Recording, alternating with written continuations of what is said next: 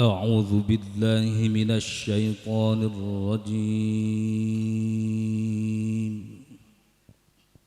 بسم الله الرحمن الرحيم.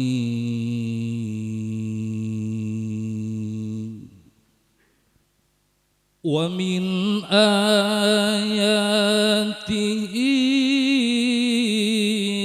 أن خلق لكم من أنفسكم أزواجا لتسكنوا إليها وجعل بينكم مودة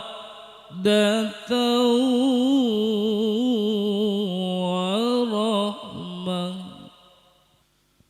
ومن آياته أن خلق لكم من أنفسكم أزواجا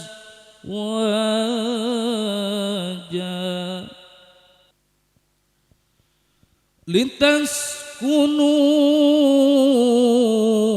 إليها وجعل بينكم مودة ورحمة. إن في ذلك لآيات لقوم يتفكرون.